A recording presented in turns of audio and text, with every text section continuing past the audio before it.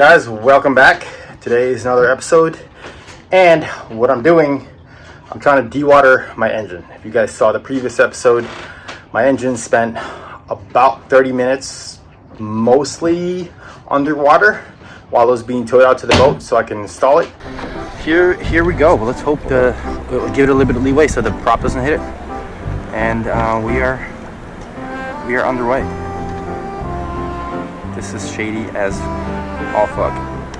And now I'm gonna go ahead and remove the water from the cylinders and the carburetors before it causes any long-term damage.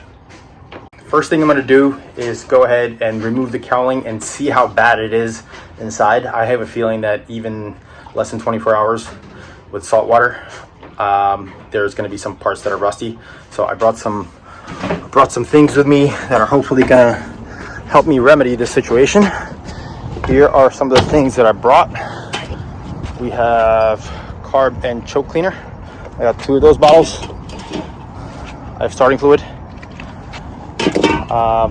some WD-40, and then I got this spray-on Rust-Oleum gel rust remover. So my hope is that it's not too bad, but odds are it's gonna be pretty bad in there. So I'm gonna go ahead and take that cowling off and then get started. Okay, yeah, let's go down there. And I'm actually gonna take the cowling off, see if I can move that tube off easier when the cowling's off, and then go from there. So let's climb down.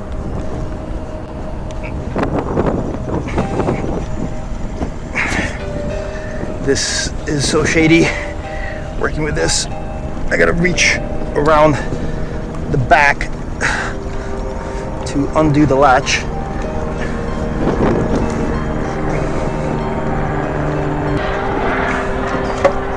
Okay, I think I got the latch. Let's take this out. So let's take a look. Surprisingly, it doesn't look too bad. I'm actually genuinely surprised at how this looks. Let's see if I can get this tube off easier now. No, I doubt it. And I don't want to lift it up so that the engine falls off. So, okay. Let's bring this tube back down. I'm gonna go pull the spark plugs. So I'm gonna ride the dinghy like a skateboard to the back. I'm actually gonna do this from the dinghy for safety. One thing I'm not gonna do, I'm not gonna tie off, because I've learned with this engine that if there's waves, it has a very good chance of capsizing the boat or the dinghy if I'm underneath of it, because now obviously there's a big arm in the water. So I'm just gonna hold on with one hand and do this like this because I don't want to capsize. And again, this is so shady. Everything here is so shady with this boat because it's on the buoy. Come on. No. Okay, got it. So let's undo the spark plugs. Make sure there's no waves coming. Undo the second one. This actually looks surprisingly good for having spent as much time like completely submerged underwater. So I'm pretty happy about that. So let's undo these spark plugs. Luckily the sea's calm and you can already see the water coming out. So there's definitely a lot of water in this engine. That's the bottom cylinder. Let's see if the top cylinder has any water that comes out, and yes, it does. So we have a lot of work ahead of us to go ahead and dewater this engine. So now that the spark plugs are out, I'm actually gonna go back on deck and grab my controls so I can hook up the controls. The idea here is gonna be just hook up the controls to the engine, and with no gas, we're just gonna cycle it. We're gonna run the starter until the cylinders are clear of the water. Then I'll spray some deruster in here just in case to make sure nothing rusts. Rinse it off with some clean water. Oil anything that needs to be oiled, and go from there. But let's see if it even cranks. I hope it cranks. Here's what I've done. I've ran all the wires that need to be connected down to the engine, and I thought I was gonna do it from the bracket, but nope, that's a bad idea. So I'm gonna get back in the dinghy and then connect everything while I'm there. Here we are. Again, same thing. We are not gonna be tying off because I don't want anything crazy to happen. So actually don't even know how I'm gonna do this yet. I just hope it's not too wavy. Okay, so let's just make sure we have everything right. I labeled the transmission wire with a blue piece of tape. So this is my throttle cable. Okay, no, too much, not enough.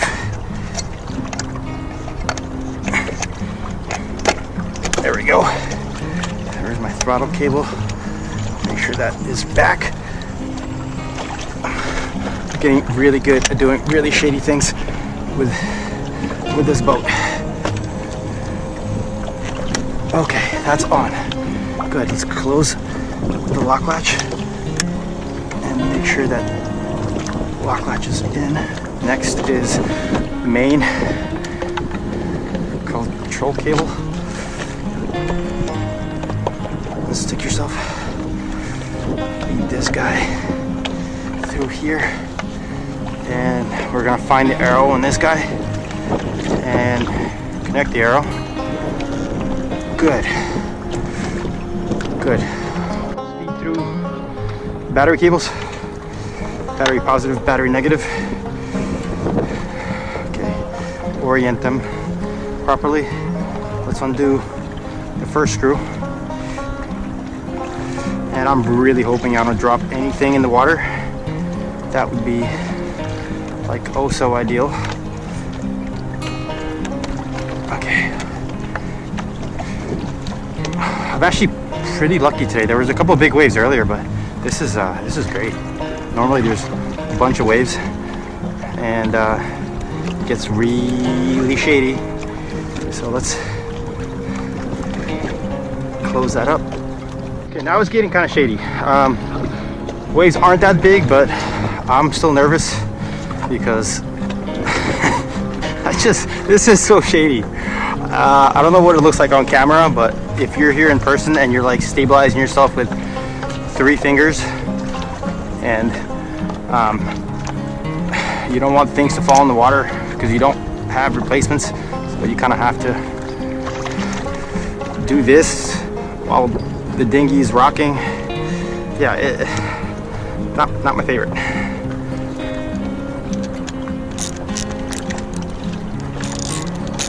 Main cable, positive, negative. Okay, let's get the transmission switch in here.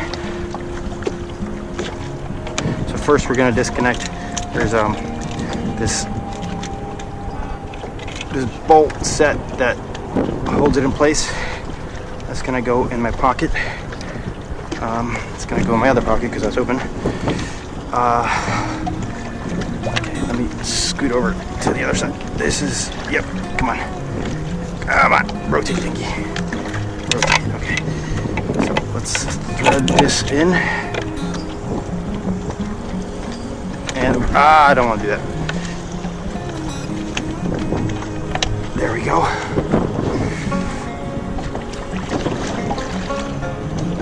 And that bolt actually looks like it's been broken off, so I might have to repair that in the future.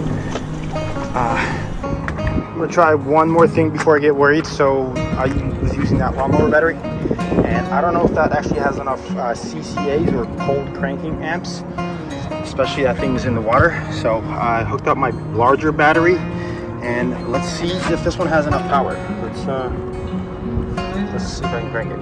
Okay, here's what I'm actually gonna try. I'm gonna climb down there. I'm gonna spray some WD-40 into the starter mechanism, because I have a feeling that there's water in there and it's seizing up a little bit. And yeah, you could hear it boiling. So let's see if that actually loosens up the starter. And a little WD-40 just to get some extra lubrication on there and get the salt water off. before that thing gets hot enough when it's running to bake off the water. Let's see, crank key. There we go.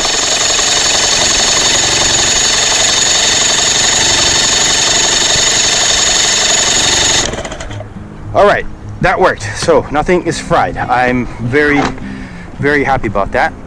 Let me crank it a little more, get the water out of there, and then I'll reconnect the spark plugs, hook up the gas, and see if we can get this thing going. Now that I'm here, I completely forgot I took the battery off, so now the only thing I have is my oar, which sucks. But a little bit of WD-40 inside of the cylinders and outside to give it some lubrication. I know this is a 2-stroke engine, so it's gonna have oil coming in from the oil gas mixture, but I do want to just give it some lubrication before I reinsert these spark plugs. Let's do the second one.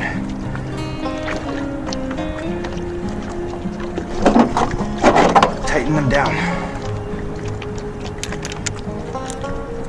Again, don't need a tremendous amount of torque, just enough.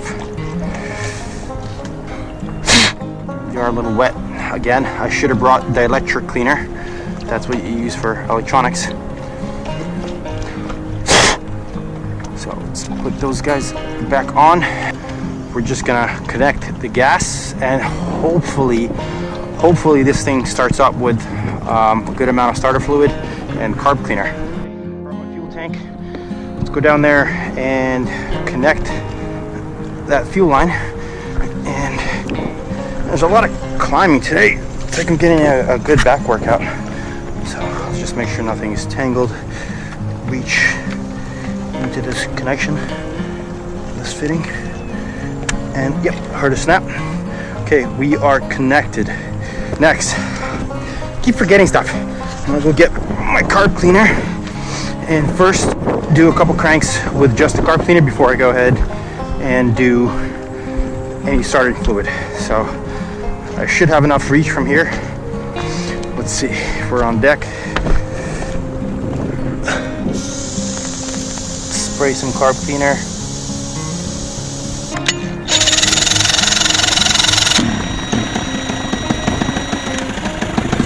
And it's going! Well, that's pretty good for being underwater for a little bit. It's gonna take a couple tries to get that out. I keep cranking this until I get it started. Throw some starting fluid in there and prime this line a little more, and let's see if we can get this thing going, because it's got to run for a little bit.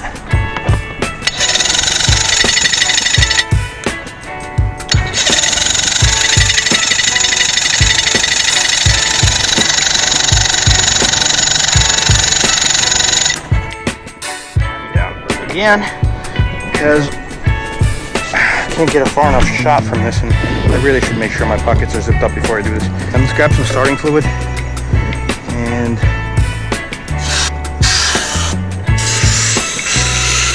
spray a bunch in there.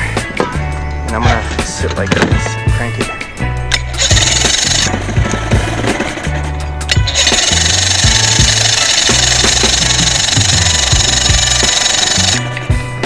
More starting fluid.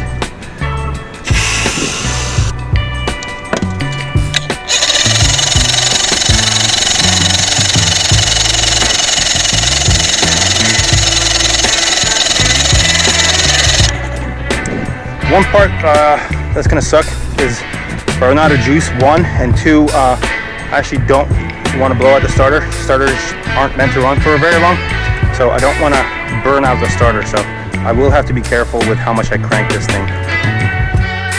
Combination of starting fluid and cranking it seems to work, so it's kicking on. It's just not staying on, so let me see if I can crank it and blow at the same time.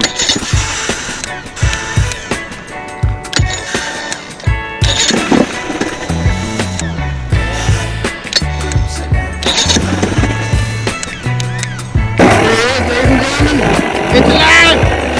It's alive!